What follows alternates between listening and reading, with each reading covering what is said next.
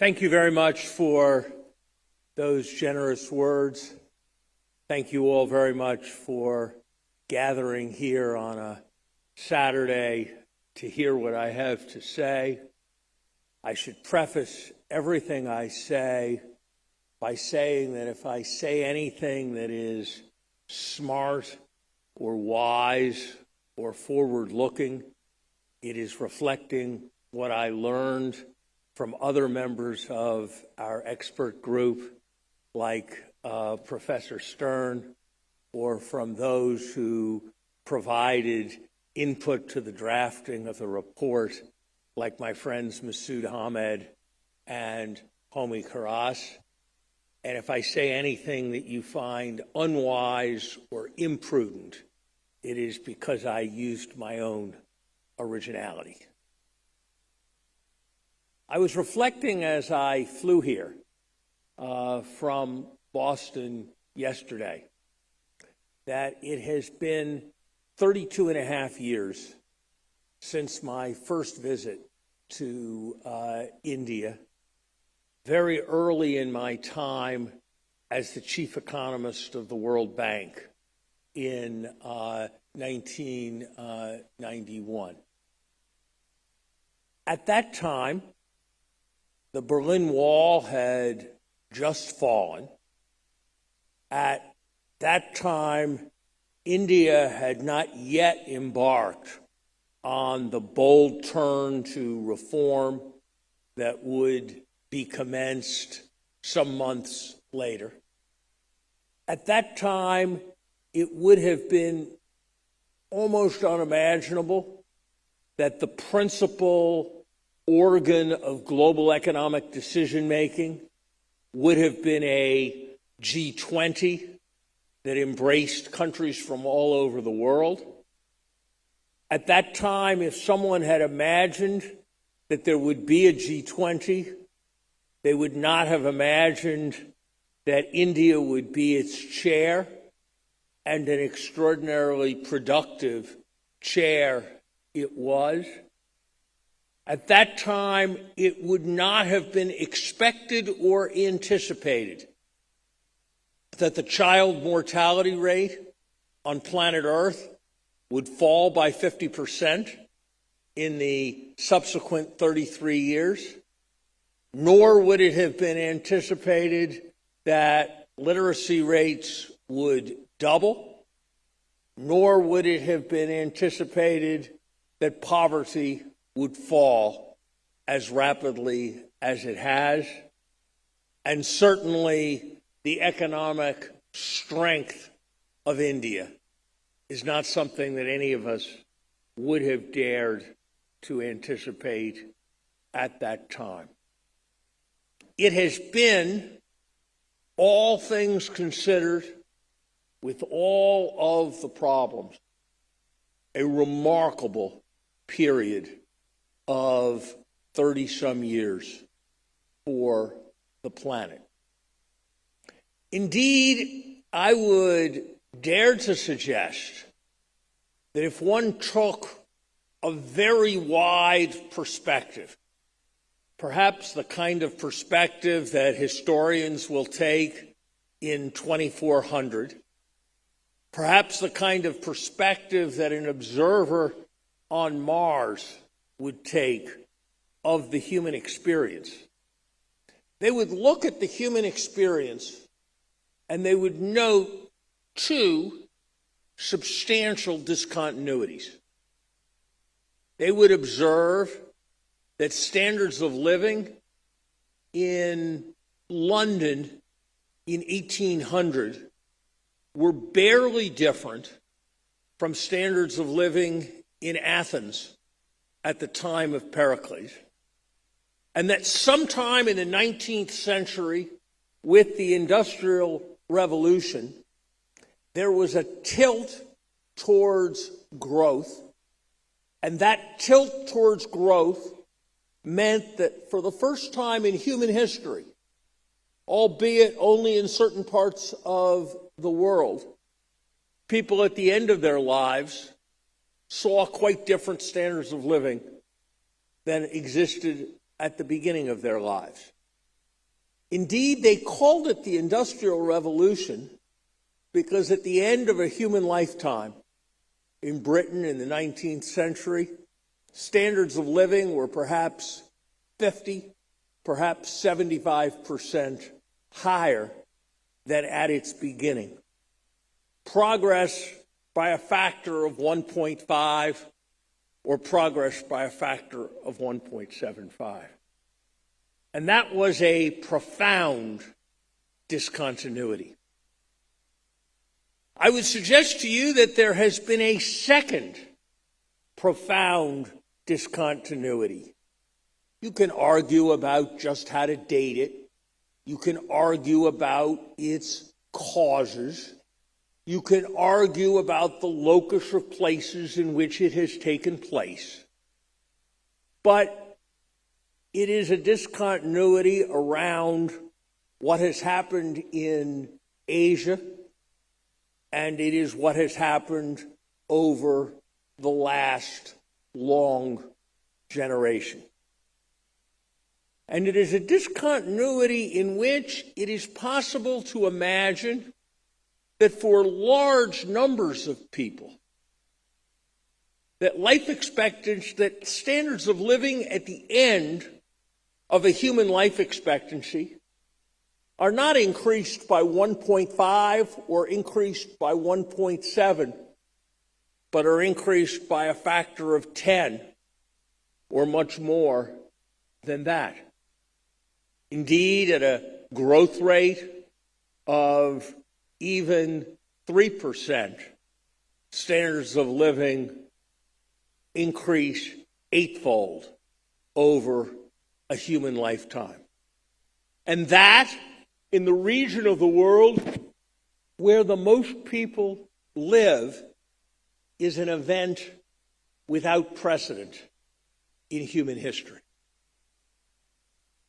It is related to another great change. It is related to a change that, with all of the debates, with all of the arguments, something that I am very confident is not going to change. We have a truly global economy and a truly global society. Tariffs may come and go, but no state can stop the movement of a microbe. Restrictions on capital may come and go, but the atmospheric level of carbon dioxide is the same everywhere on this planet and is determined by the collective actions of all of us. The extent of intercommunication between our societies is profoundly different than it ever was before. I now don't think, when I make a phone call, about whether my phone call is crossing an international border. I remember as a child, my family spent a year in London, and there was an occasion when we were going to speak with my grandmother on the telephone, and it was so expensive to have that phone call that my parents had us rehearse what we were going to say to my grandmother so that my brothers and I could each get our remarks in within 45 seconds so that the call would be kept under 3 minutes. Nothing like that today, and we are not going back. So I'm going to say some scary and alarming things in a moment, but let's remember that we are all very lucky in the moment that we are alive, and that what is at stake in everything that we are going to discuss is the continuation of a kind of progress that is unprecedented in human history. And yet, I say to you what I said to the G20 finance ministers when I was given an opportunity to briefly present the work of the experts panel on which Rachel and Nick have done such an extraordinary job, and on which I was so fortunate to co-chair with your great friend, N.K. Singh. The world is on fire. It is literally on fire. If you look at the number of, not acres, not hectares, of square miles that have burned in the last year, it is figuratively on fire. If you think about the consequences of climate change for people everywhere, and it is in a broader sense on fire if you think of the threats that we have to contain. Climate change. I've also had the opportunity to work quite extensively on issues around pandemics. And I can tell you that there's a debate, but my best guess is that the return time to something as serious as COVID is probably within 20 years. And so if you take climate, if you take pandemic, if you take the risks of conflict between great nations, looking at what has happened in Russia and Ukraine, looking at the change that has taken place between the relationship between my country and China. This is a moment pregnant with opportunity, but cursed with tremendous risk.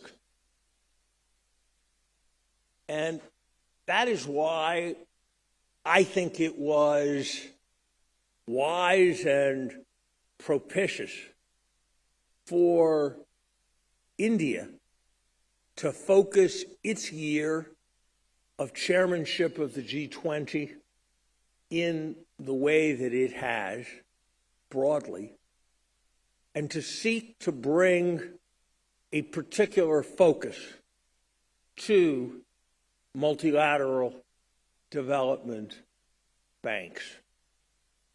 I'm reminded of a story from the Cold War period, and it's a philosophy in a way that informs the approach that I think we should take to these issues. It informs the kind of passion and energy that Vera and Justin brought to our report. At the Reykjavik summit, at the height of the Cold War, after Ronald Reagan had put nuclear missiles in Europe, after Gorbachev had come to power, at an enormously tense moment, they had a summit, and at some stage, the two leaders went for a walk.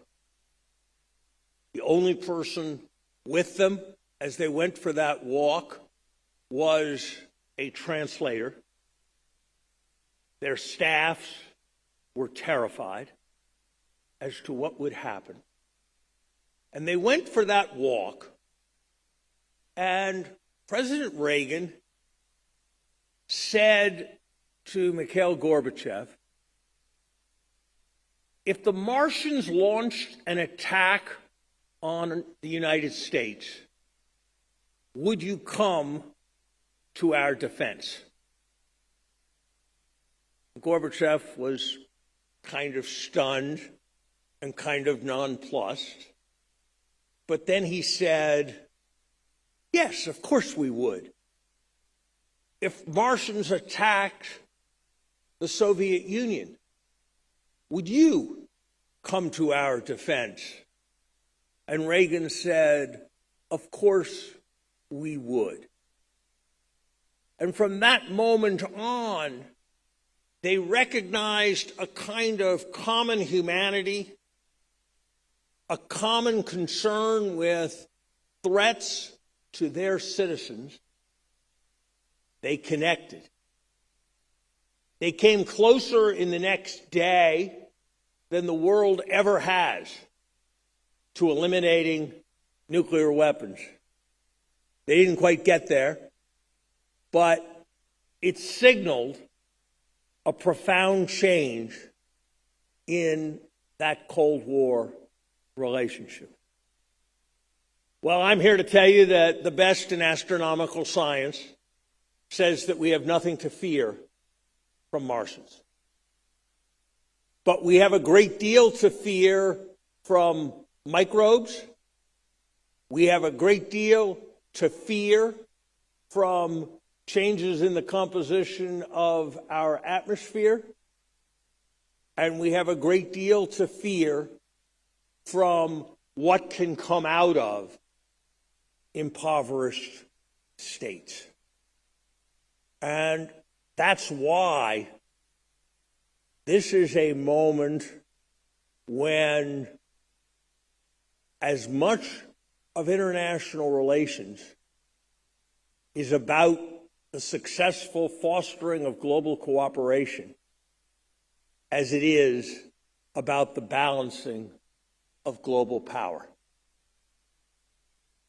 I worry more for my children and their children about the consequences of changes in the climate, about the risks of pandemic, than I do about any kind of military threat.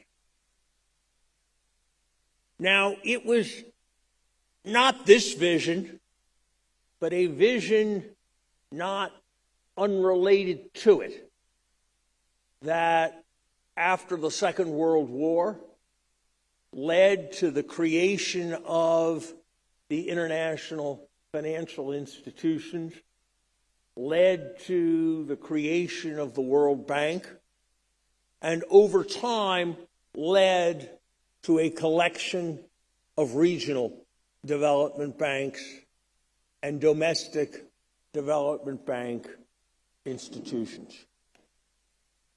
I believe that the multilateral development banks are immensely important as international institutions.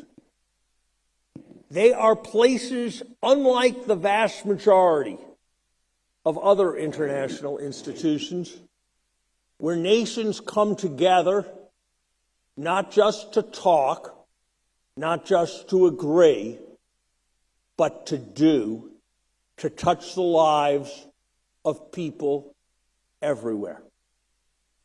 They are institutions that respect and follow the principle of Archimedes, leverage.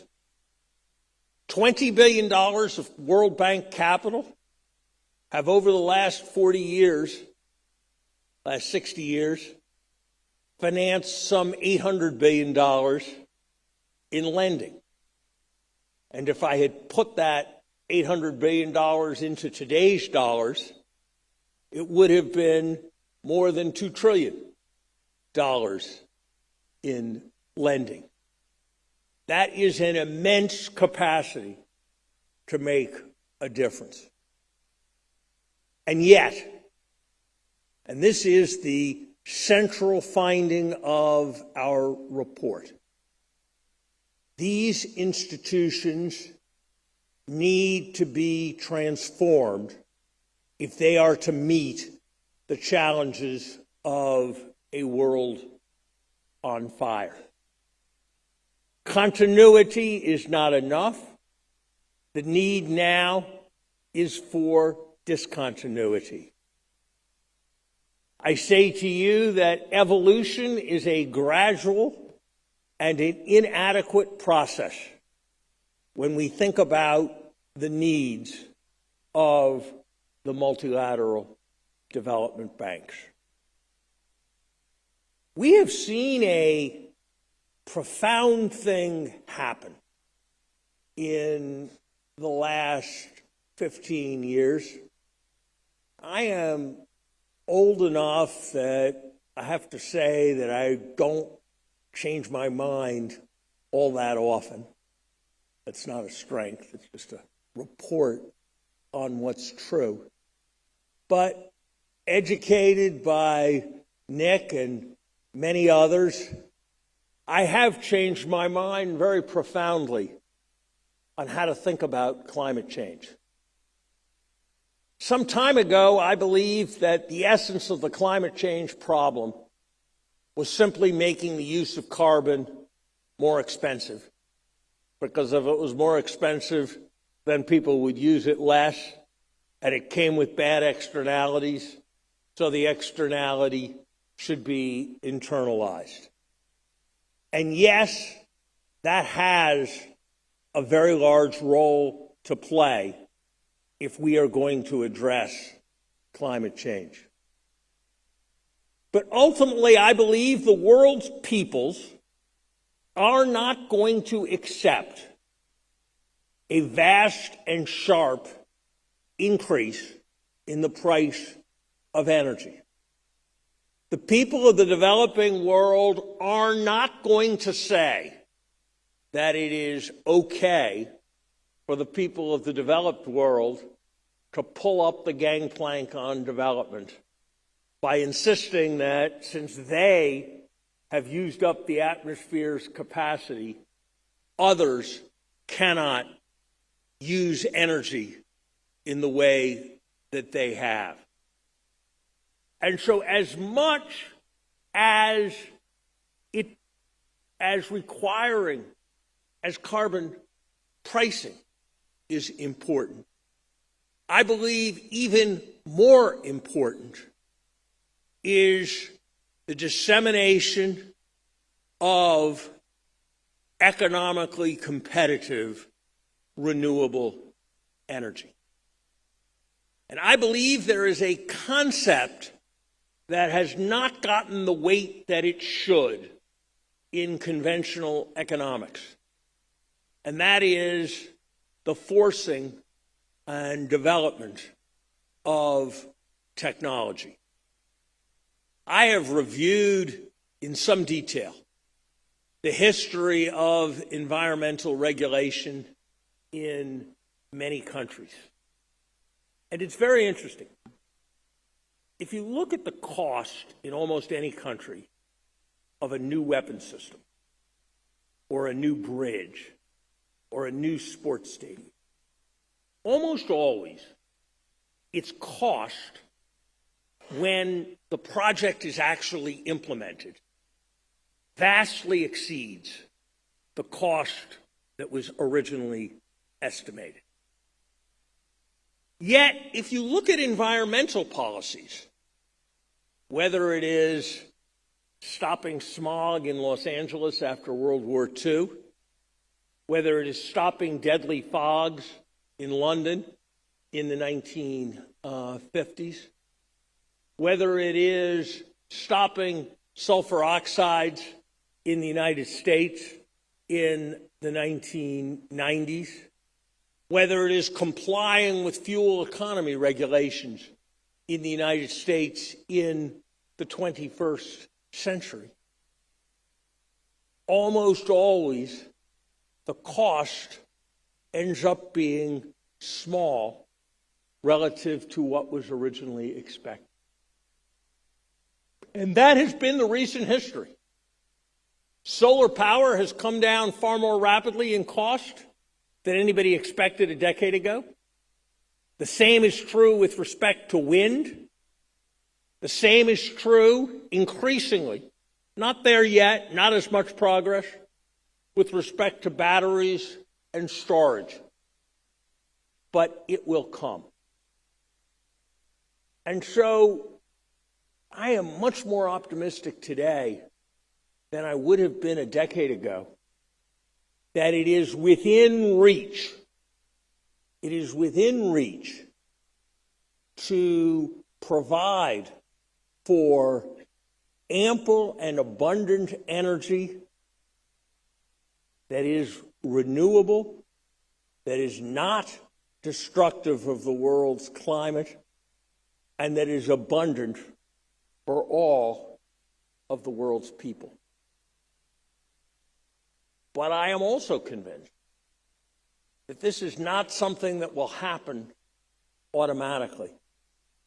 Another problem with conventional economic theory is that we emphasize, and we emphasize enormously, and we're right to emphasize, the concept of the externality. And it's a very powerful idea. Here's another very powerful idea: the chicken and egg problem. The problem of coordination at scale. Who wants to build electric cars if there are not going to be charging stations? Who wants to build charging stations if there are not going to be electric cars? Who wants to invest in renewable electricity if there's not going to be adequate storage capacity? Who wants to invest in storage capacity if there's not going to be essentially zero-cost electricity that is available to be stored? These two are market failures that require solutions. Multilateral development banks are, I believe, at the center of whatever chance the world has, and I think it is a good chance of meeting this challenge. That's why our report issues several calls. First, a call for a triple mandate rather than the current double mandate. Yes, efforts at combating global poverty need to continue. This is no time to let up in efforts to reduce global poverty. Yes, inclusive prosperity continues to be a continuing moral imperative. But those two imperatives must also be met with an imperative of sustainability. And so these institutions must take on, as a central part of their work, the mission of sustainability specifically, and of global public goods more generally. We will not succeed in reducing global poverty, continuing the kind of growth described, continuing the kind of progress in human development that I described, without addressing, and addressing in very strong ways, sustainability. Second, they must treble in this decade their lending flows.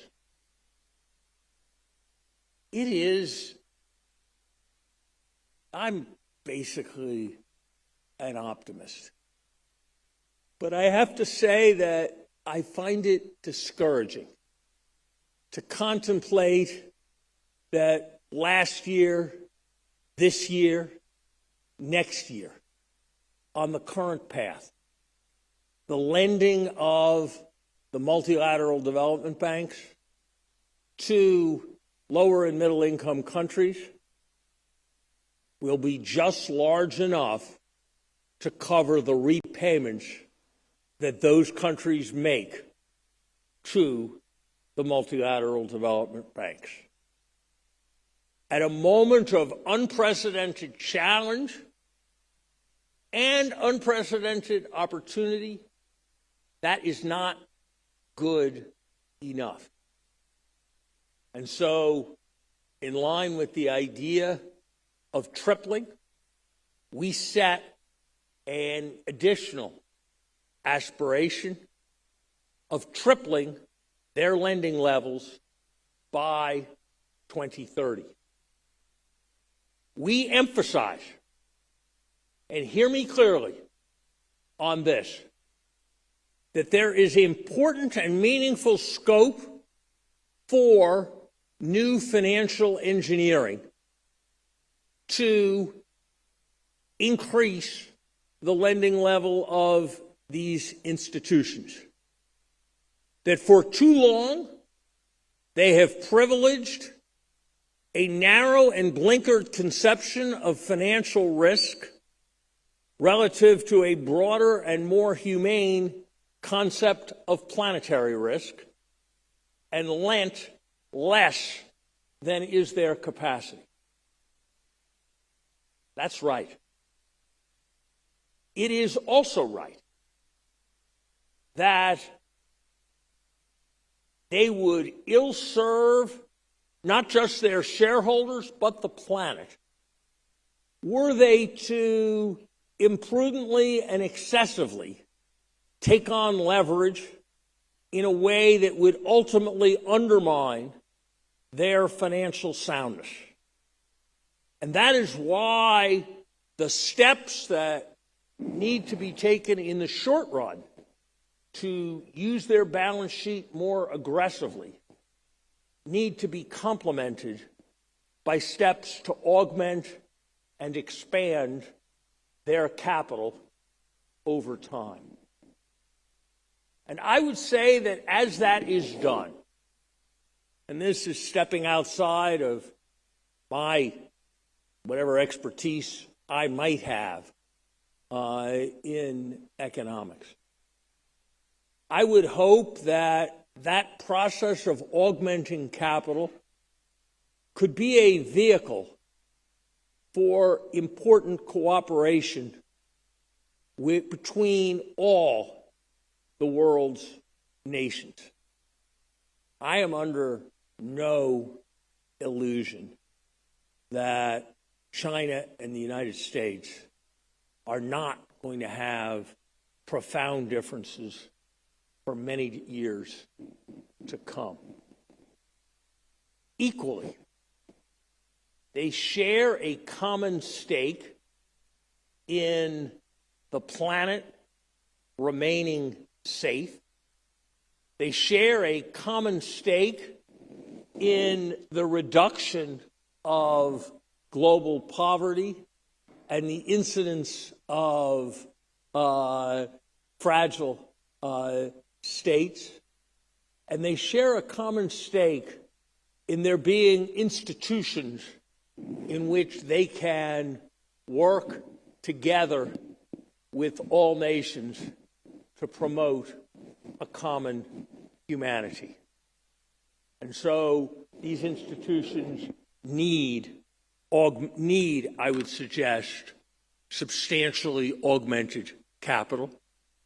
And at the same time, because there are many nations that are not in a position to borrow, even at the terms offered by the international financial institutions, there needs to be a substantial augmentation of concessional resources. Third, there needs to be new mechanisms to receive finance and to support the activities of these institutions that in ways that are congenial to other actors and that in particular involve in a central way the private sector. To date, there has been vastly more talk about partnership than there has been actual partnership.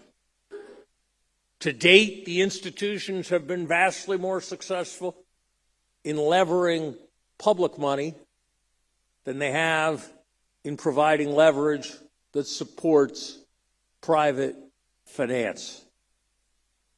Whether the means is a very substantial expansion in the use of their guarantee facilities, whether it is creative and innovative approaches to currency risk, whether it is finding ways to cooperate with the far greater share of wealth than has ever been held before in the form of sovereign wealth funds. There need to be new mechanisms if an adequate flow of capital is to be delivered.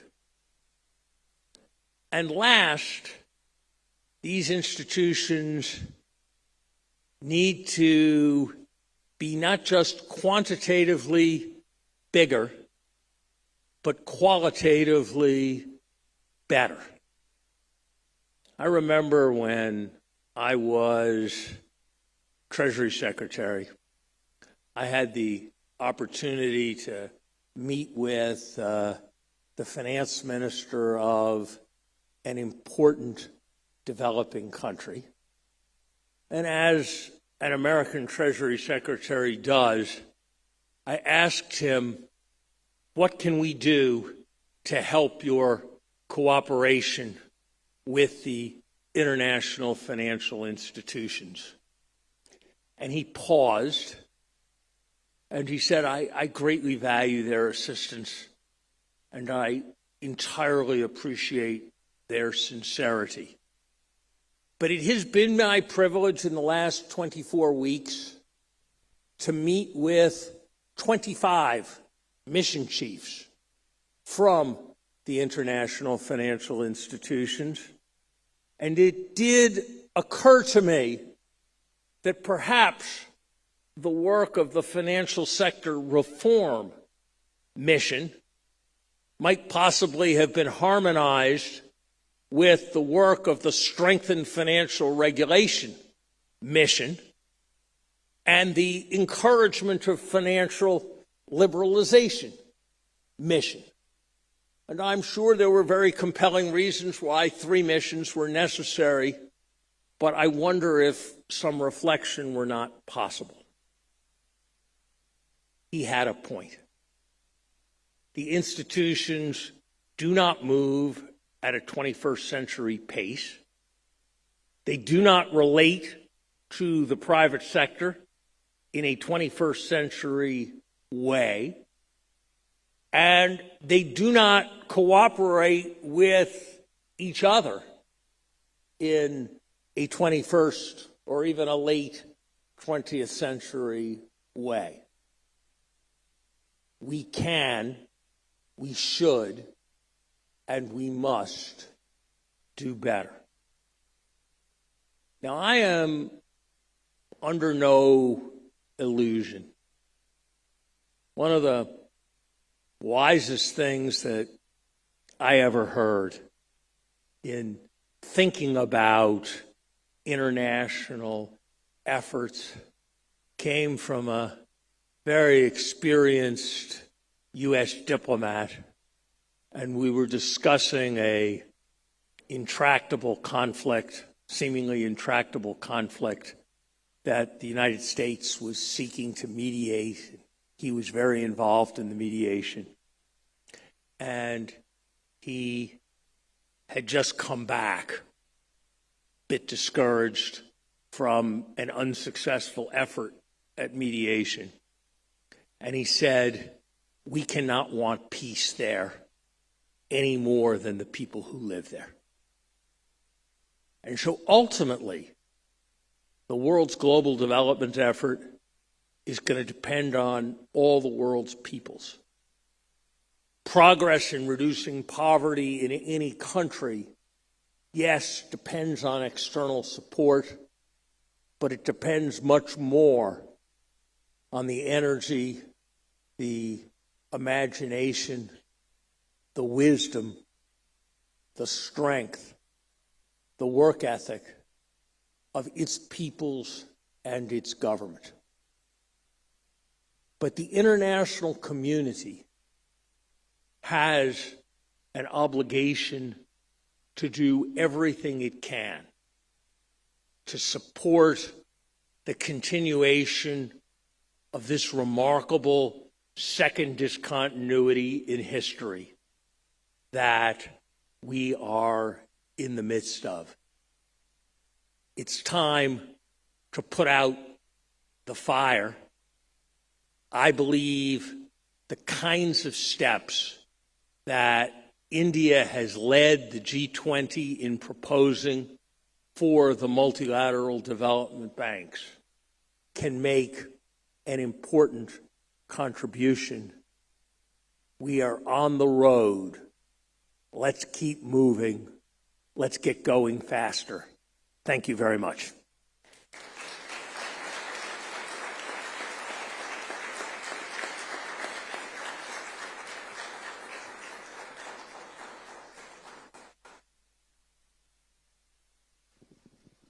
Professor Summers, fascinating, great speech, huge coverage, lots of thoughts, I'm sure, certainly lots of questions.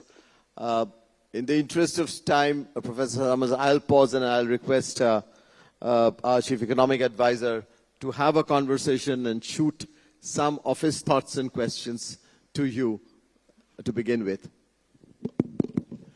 Thank you, CB, and thank you, Professor Summers, for a fascinating tour de force of not only the challenges that the world faces today, but also the achievements it had made in the last 30 years. It was appropriate that you began your speech with what we have been able to accomplish in the last 30 years, for example, since your first visit to India in 1991.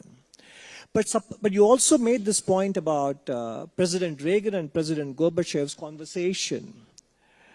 Suppose the same conversation were to happen today between President Biden and President Xi Jinping.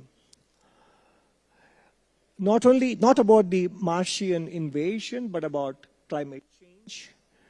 What would be, or what should be the responses of both the leaders?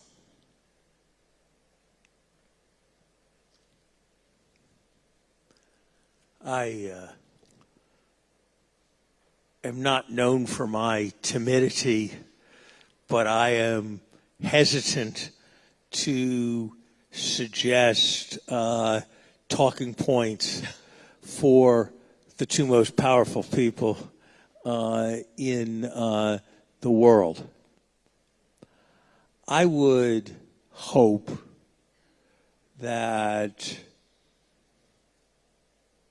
some years from now, we would live in a world where there would be free and open competition with respect to environmental technologies, and that those who were able to produce electric cars or batteries or solar collectors at the lowest cost would be able to emerge as large-scale suppliers and would not be blocked by others.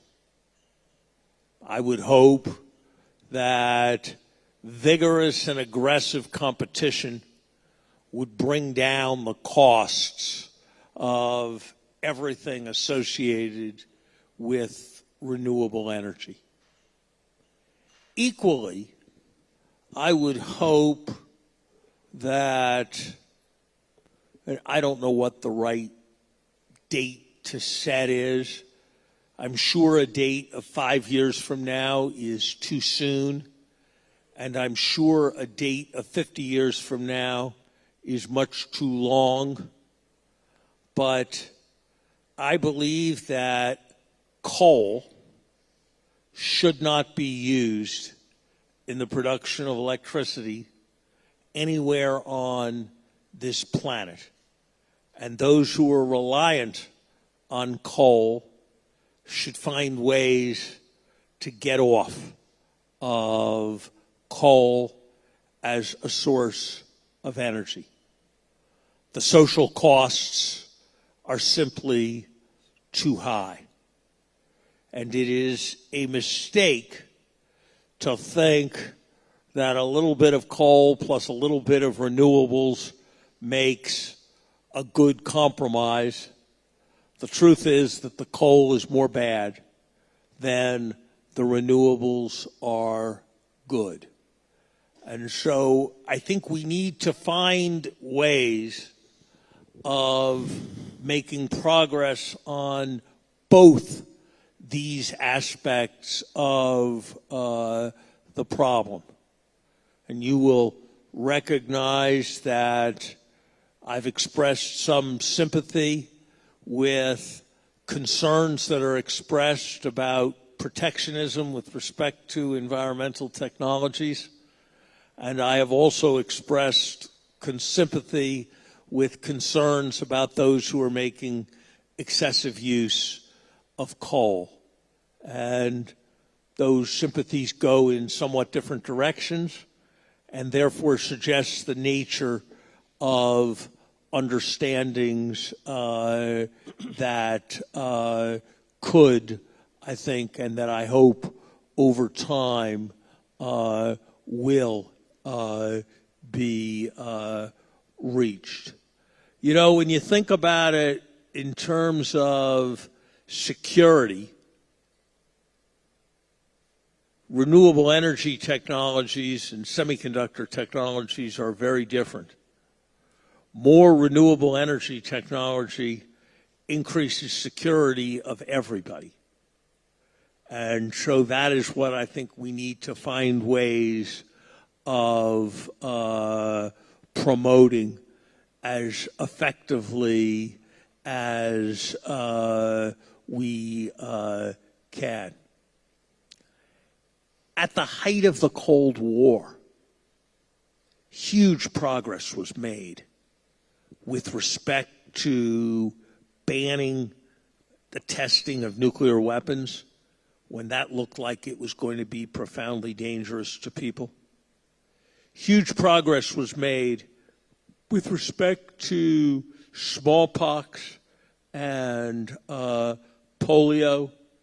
So I think it is a serious mistake to propose or to have the idea that progress on any dimension requires anything like harmony on every dimension. I think it is the essence of wisdom to, and I think this is sort of the point of the Reagan and Gorbachev story, to highlight that there are challenges that need to transcend difference. And I think climate change is such a challenge. Thank you. So you mentioned a couple of times in your remarks about phasing out coal, etc. And during your speech as well, you mentioned the importance of renewable energy. And you spent time about the work you are doing as a co-convener on reforming multilateral development banks. But renewable energy requires lots of critical minerals. including electric vehicles, etc. So apart from international financial institutions whose architecture needs to change as per your committee's work, are there other institutions that need to be created? Because financing is one part of the problem, but to address coordination issues, etc., with respect to securing critical minerals and rare earths required on a global scale, do we have to envisage other set of international institutions that we don't have at present? It's a very good question, and it's not one that I've studied as extensively as I should have.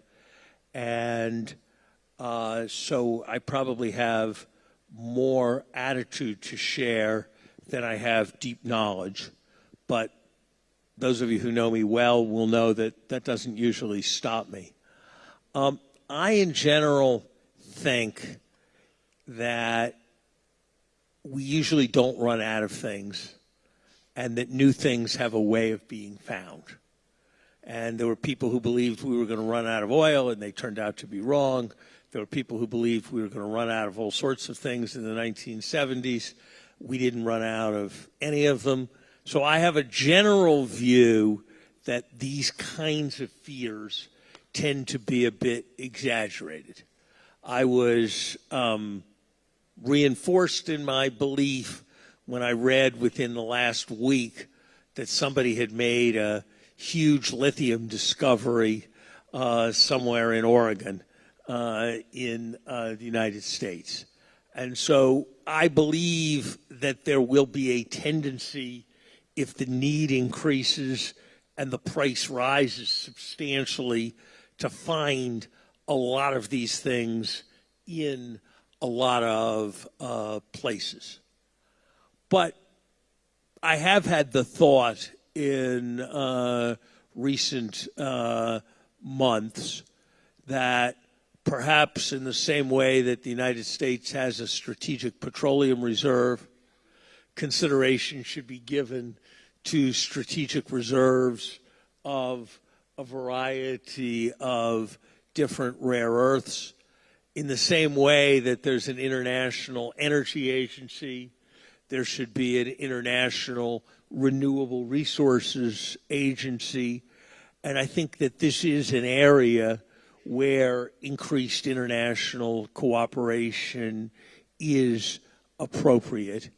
But my quite strong instinct is that while there are some problems, like pandemic, where my conviction is that the world is not nearly as alarmed as it should be, this, I suspect, is a problem where the world is probably a bit more alarmed than it needs to be. Thank you. So I'll now shift gears and come to your work on the independent expert group on multilateral development banks. You, towards the end of your remarks, you said very correctly that we don't just need quantitatively bigger banks, but also qualitatively better MDBs, and mentioned the conversation you had with the developing country finance minister. Would you like to elaborate on some of the other dimensions in which these institutions should make themselves qualitatively better in serving not only global needs, but also the development needs of the today's low and middle income countries?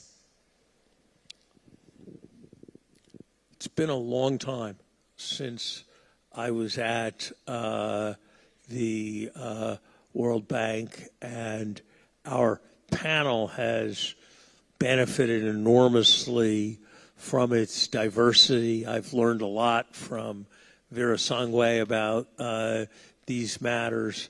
I've benefited from Justin's perspectives, from Nick's experience, which is considerably more recent in the international institutions than mine. I'd add one fundamental point to the ones I mentioned. I think the issues that I mentioned about culture are hard to be concrete about, but they're actually profoundly important.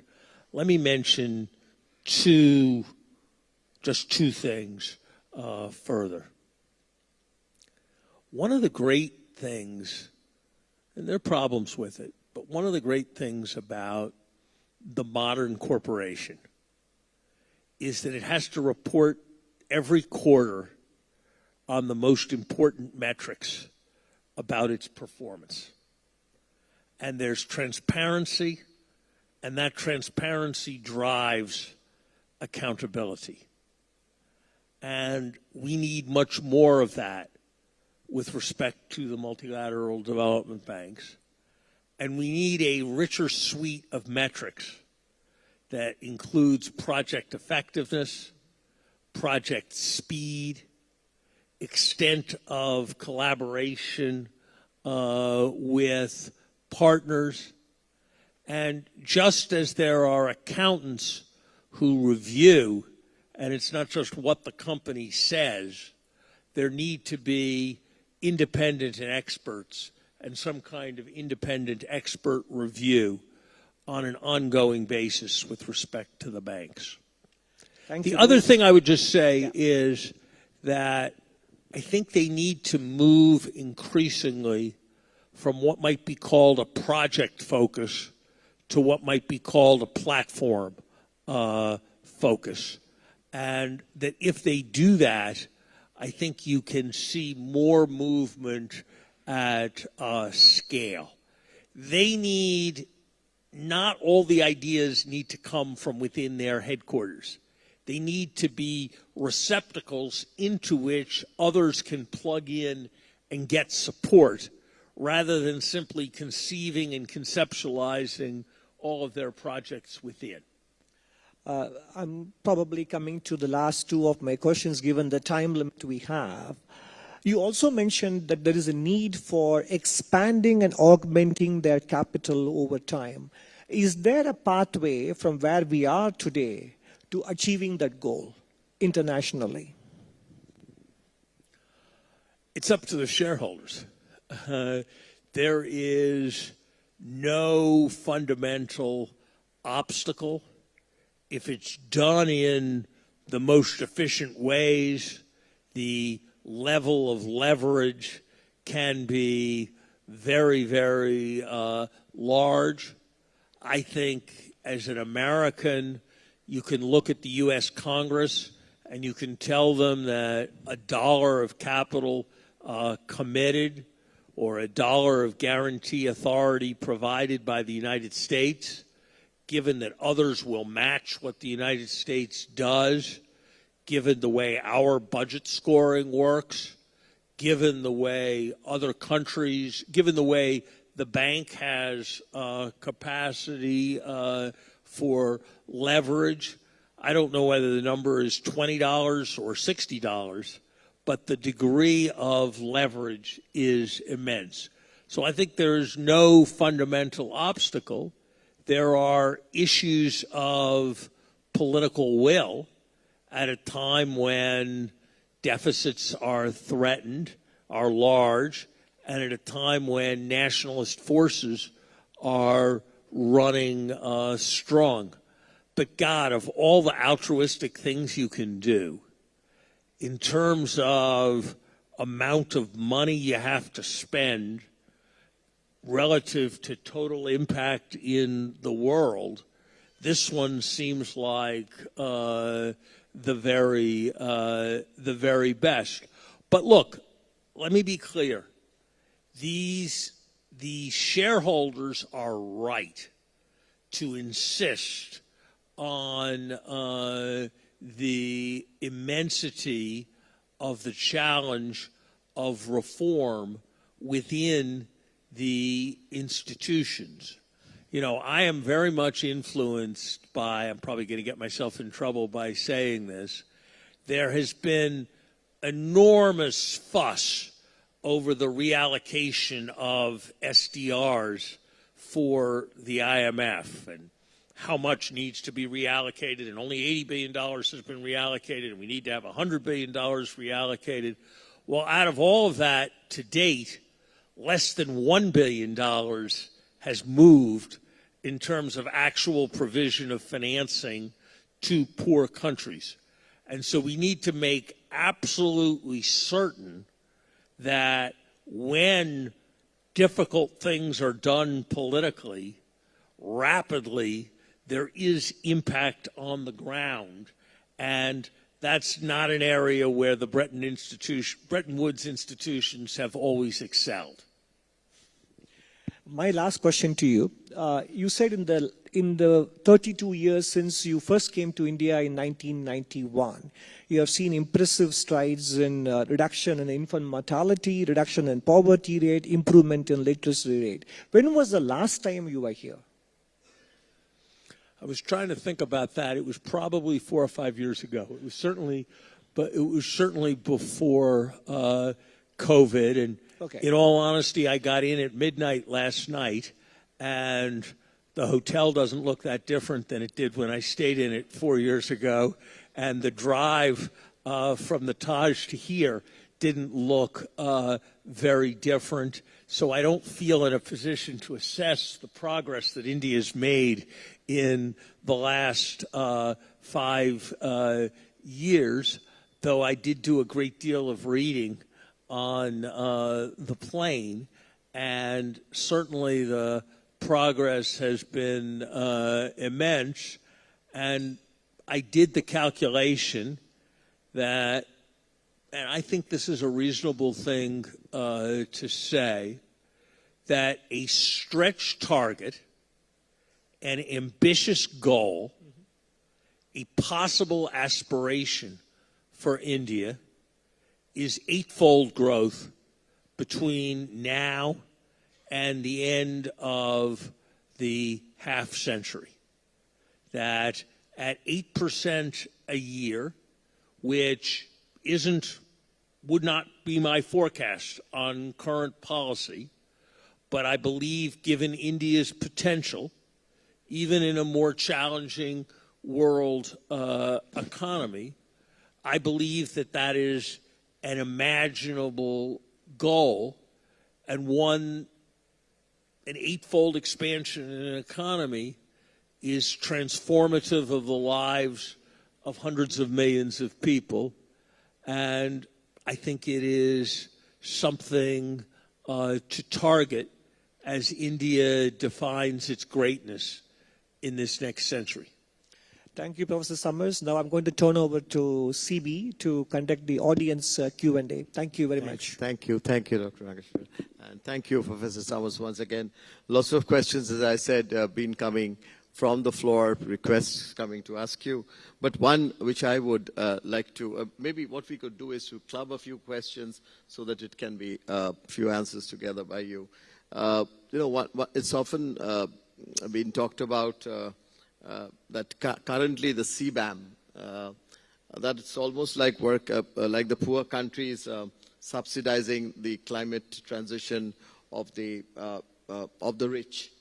And if indeed carbon taxes are to be levied in a manner which is like for leveling the field, so to say, why can't these funds that we have be used by the poor countries who are exporting for them to finance the climate transition? That was one that we have actually been deliberating this during the course of the B20 discussions in the very recent past. Something just a different one was again another topic that came up is the MDBs, the role of the MDBs for financing international projects like the IMEC, the India, Middle East, European Corridor. So these were some of the thoughts that came, and I wanted to ask you. And also, of course, on the MDB, the percentage of MDB lending for green financing. What's your thoughts on that? What's in it? So you had 3 questions.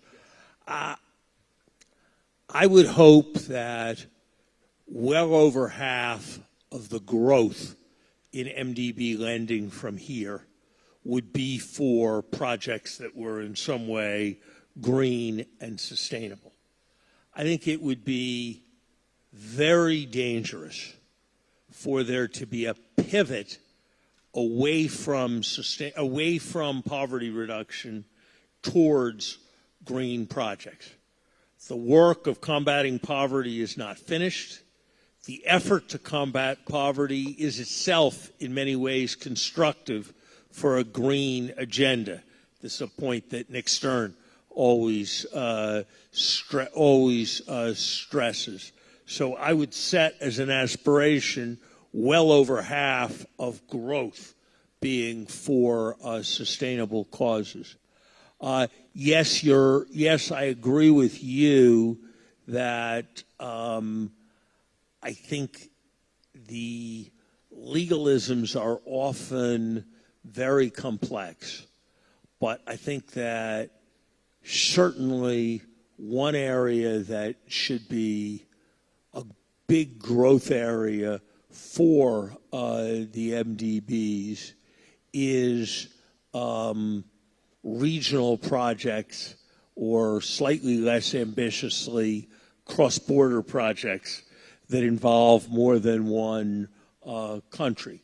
You need to work out, is there going to be joint and several liability? Who's going to be liable for what? There are a lot of questions that have to be worked out, but I think that should be very much a frontier area for the MDBs. I'm not sure on, in principle, I think I have a lot of sympathy with your view on any kind of border taxes being recycled to developing countries for their use. I try, my approach to thinking about policy is to try to be at the ambitious edge of the possible and to try to stop short of the utopian but not plausible. And I'm not going to say anything negative about the merits of that idea, but in a world where it's going to be a big lift to get the big capital increases that I think are necessary for the MDBs, I would prefer not to spend political capital on something that may well be beyond the feasible. Thank you. Thank you. Let me get a few questions from the floor. Aditya Ghosh, you wanted to. Aditya, please go ahead. Thank you. Larry, you talk a lot about augmentation of capital. You talk a lot about new financial engineering. Clearly, to meet the SDG goals, private capital would be required, which will have to be at a more affordable cost than what is today. What is the role that MDBs can play so that private capital can be available or can participate in meeting some of our SDG goals? So maybe, CV, you want to take some other questions? A couple of questions, that's right. Rumjum? Yeah, just behind you, Aditya, if you can pass the mic. Professor, I want to ask you a question on gender budgeting, because it's a critical thing to achieve the SDGs and all the others. I think we need to have gender parity. And I raise this in the context of India, where we are fairly low on the gender parity index, as you know. 126 out of 142 countries. We have been talking about, trying to look at it from a gender budgeting perspective, but there are huge challenges in that. I wanted to understand your thoughts on that. Right, and Dr. Poonam Gupta? Yeah. Hi. So the question really is, Larry, coming from the perspective that there are nearly 24 people here who have served at the World Bank and other multilateral organizations or are currently serving. When you say quantitatively bigger and qualitatively better, it almost sounds like an oxymoron. You know, these institutions have their entrenched governance structures and managerial practices, and I'm not sure whether bigger institutions will work better or will be able to address the big issue that we are talking about today, which is climate change.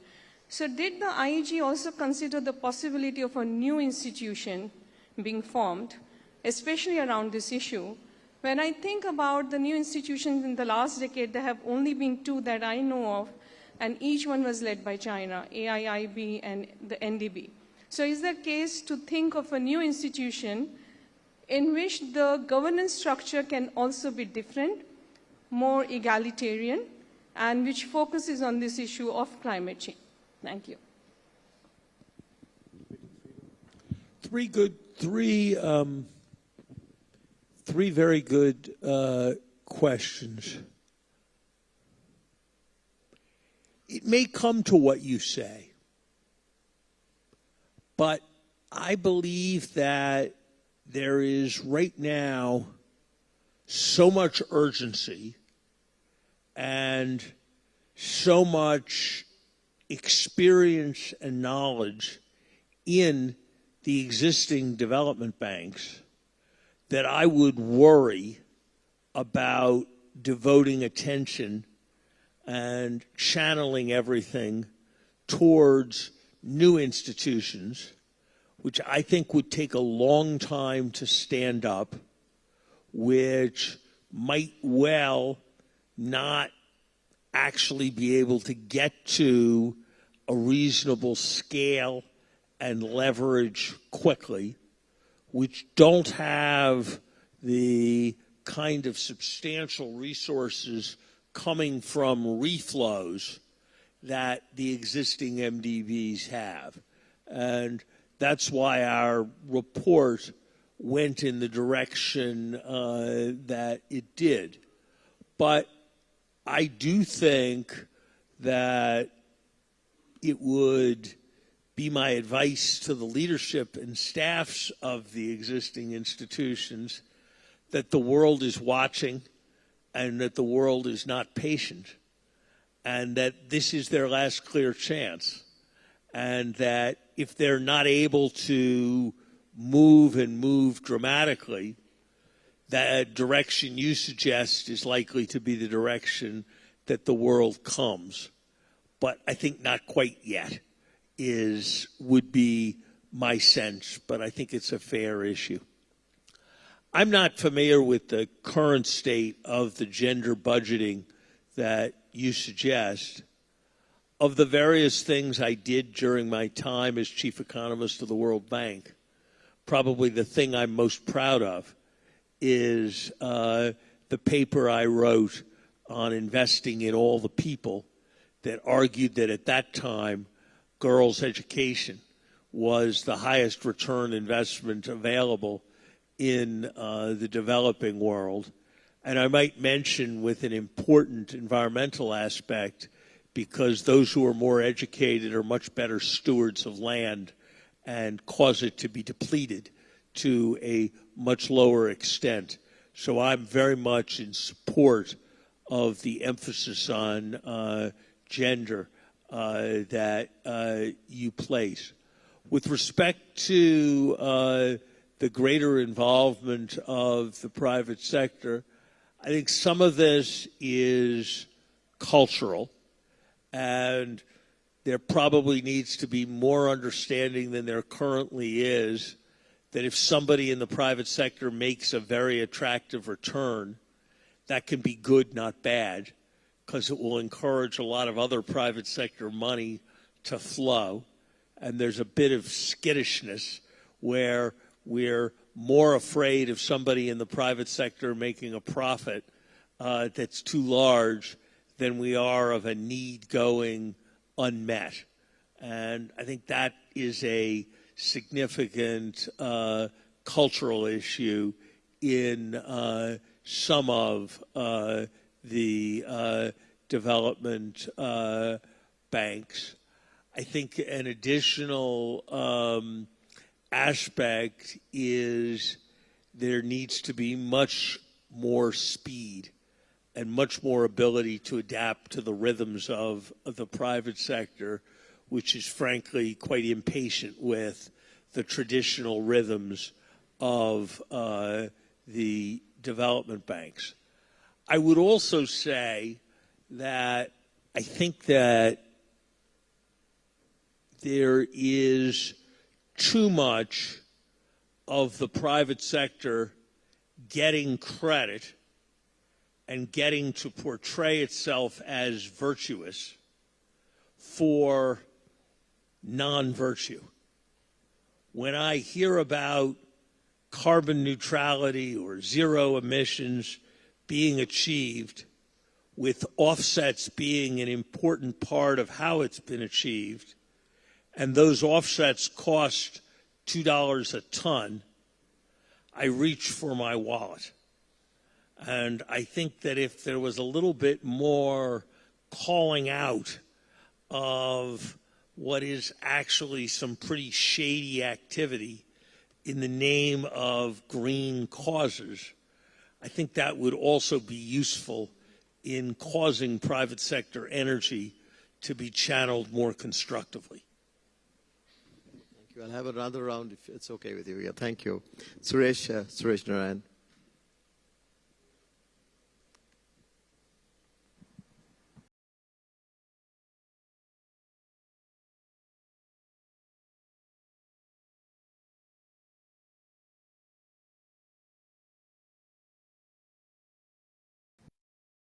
A huge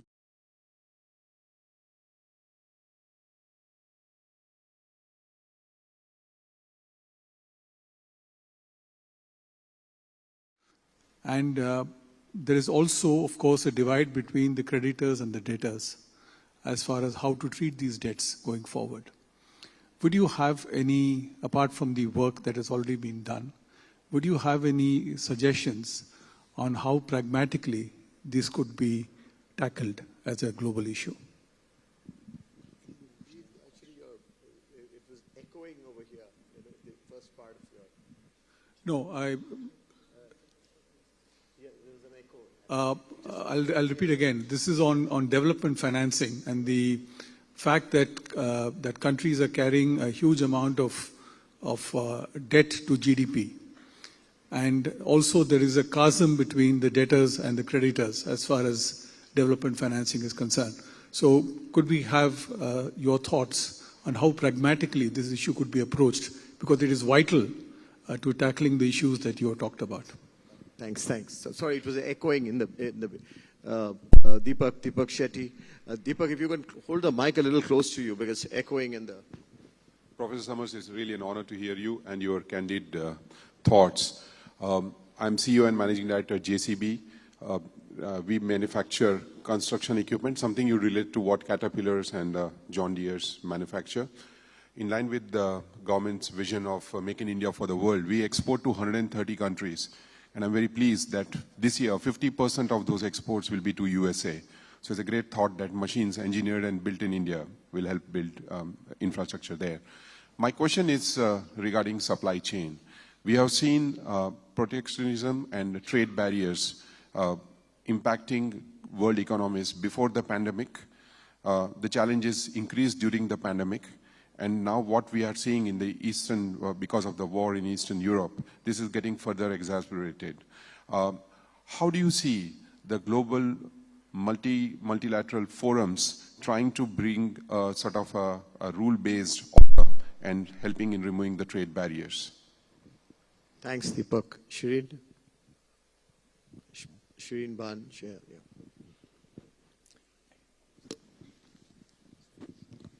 Professor Summers, thank you so much for your thoughts this morning.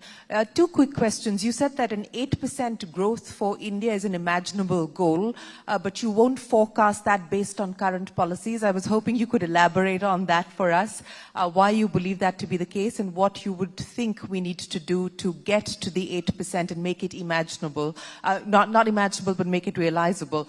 And my second question, if I may, on the consequences of a higher for longer interest rate regime that we are faced with across the world today, what would you categorize as the key risks of that environment? Thank you.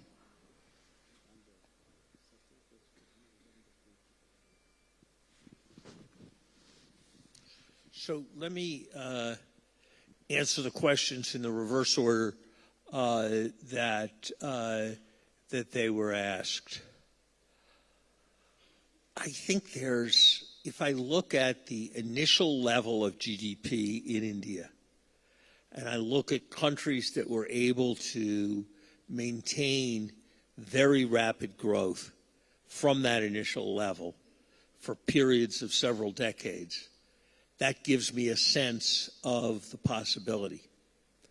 If I look at the magnitude of the barriers that still exist in India, and I'm not an expert on your economy, so I hesitate to prescribe in any detail, but my sense is that what we would call issues of federalism in the United States, issues having to do with national governments versus regional governments, that there are still ranges of restriction and problematic policy in a number of key regions of India that, if addressed constructively, would unlock enormous potential.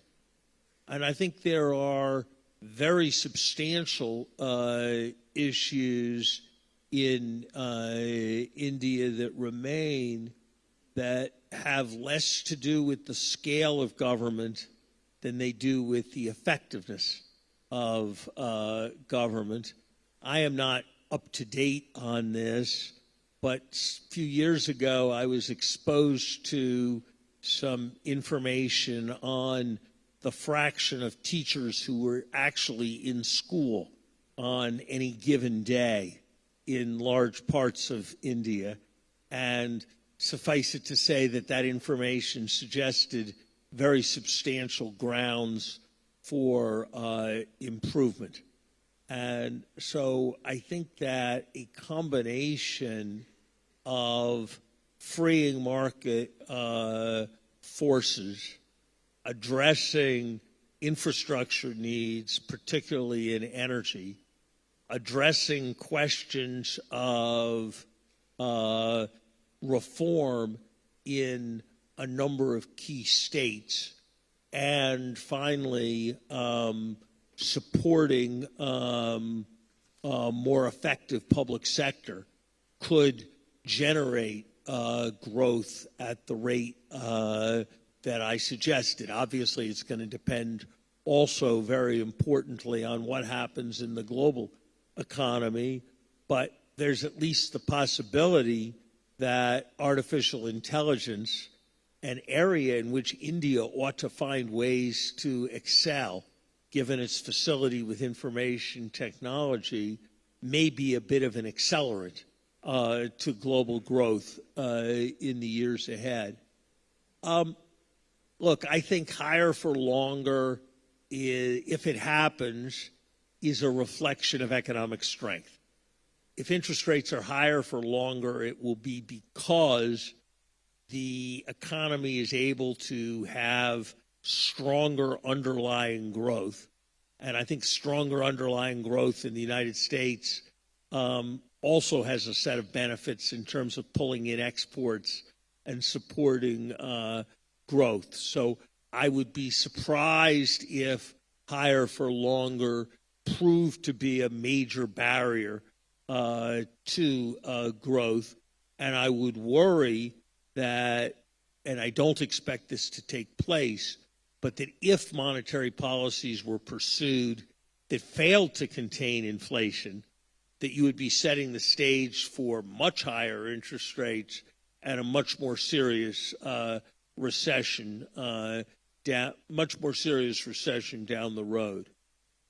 With respect to protectionism, I do think that is a very real grounds for substantial concern. I think the important thing to understand about resilience is that resilience comes much more from diversity than it comes from self-reliance. The example I like to give is if you were an automobile company and you woke up one morning and you discovered, oh my God, I depend on a single source for all the steering wheels. And steering wheels are a small component, but I can't sell a car without a steering wheel. And I'm dependent on a single source of supply. What would you do? And it seems to me the first thing you would do is you would inventory a large number of steering wheels. The second thing you would do is try to make sure you had 10 different suppliers. And only the third last resort would be, if you didn't have any competence in it, set up your own steering wheel factory. And that seems to me to be an important lesson, and a lesson that is perhaps insufficiently heeded in many countries. I think you're absolutely right in stressing the debt relief issues.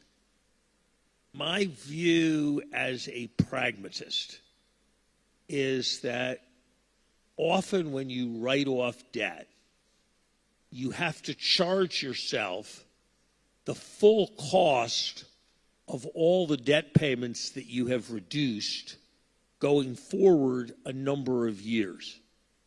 And so if you owe $100 a year for the next 5 years and you write that debt off, it costs somebody's budget $500. And maybe it would be better to get $150 in new payments and keep the problem going. So yes, I do worry about debt burdens, but I want to think about approaches that maximize the resources that are flowing to help governments meet human needs at this moment of the greatest concern. Thank you. Thank you very much, Professor Summers. We don't get you often in such a gathering in India. And when Dr. Ananthanageshwaran asked you, when was your last visit, we see the gaps. And with that, I seek your indulgence in one very last comment and question before we close. And I'll go to the country director of India of the World Bank, Dr. Augusta Kawame. Mike here, please. Thank you, Mr. Banerjee, Dr. Banerjee. I'm very sorry for standing between this audience and lunch, but since I've been given the opportunity, Professor Samar, I wanted to ask you a question on the MDB landscape. I'm sure you've given it a lot of thought. Since you left the World Bank, as Poonam said, a few MDBs have been created, and there could be a situation where perhaps there is a proliferation of MDBs. So I'd like to take you in the direction of perhaps thinking of perhaps less MDBs rather than creating a new one. So your thought on what will be the optimal number of MDBs. I'm sure after World War II, when there was this gathering at Bretton Woods to create the World Bank and the IMF, the founding fathers did not imagine that there would be so many MDBs today. And maybe there is a reason for so many MDBs. The reasons may be geopolitical.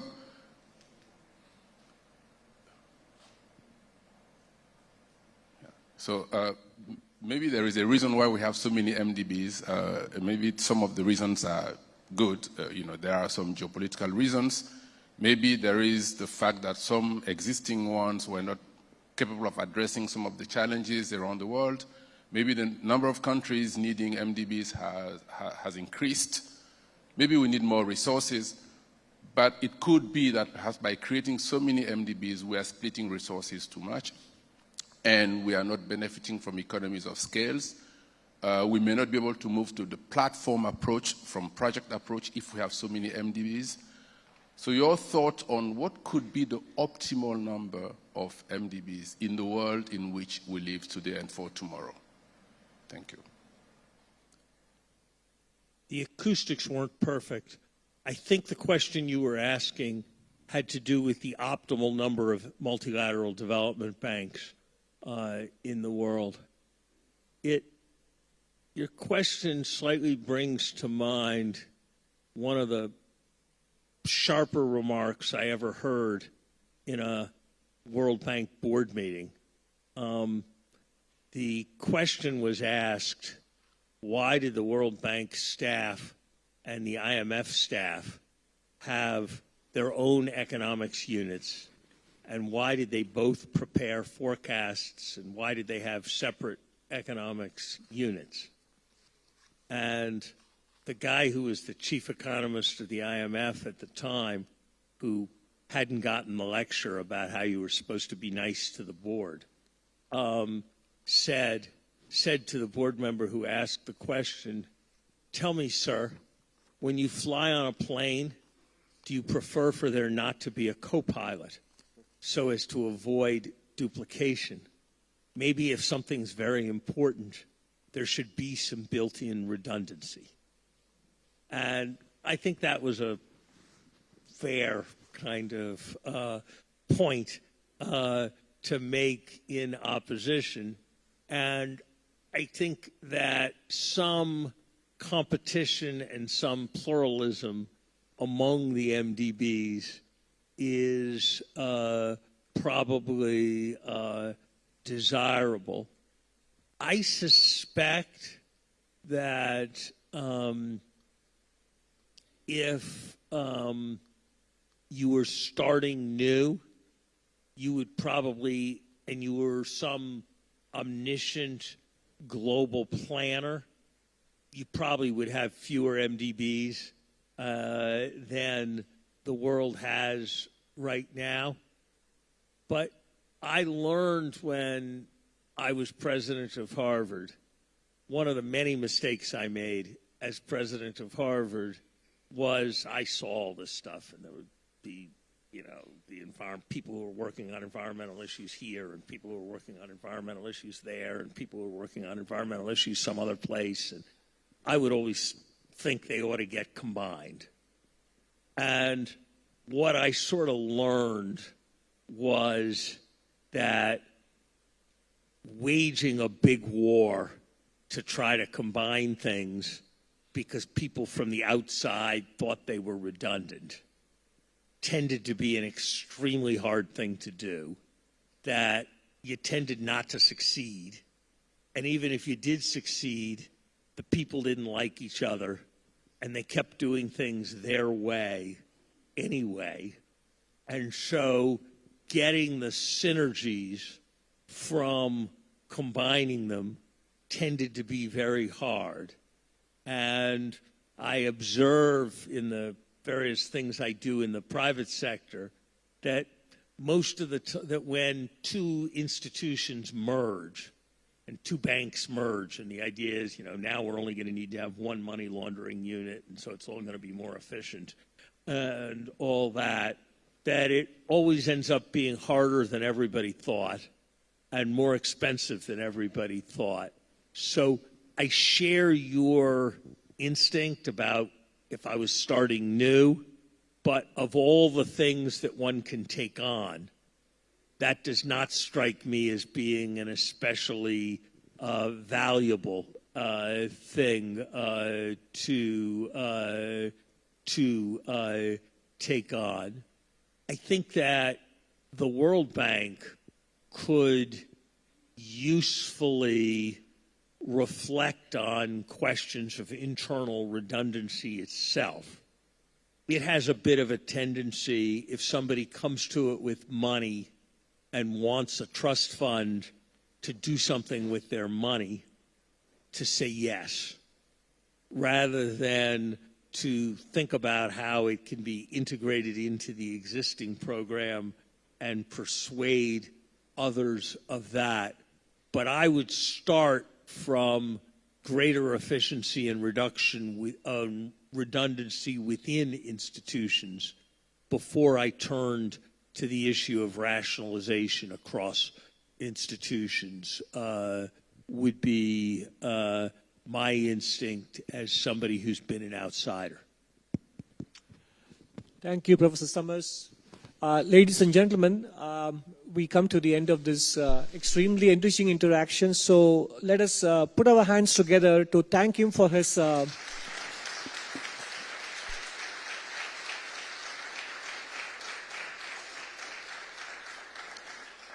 To thank him for his presence here and for sharing his wisdom on a wide range of issues, we now invite you for lunch. Thank you.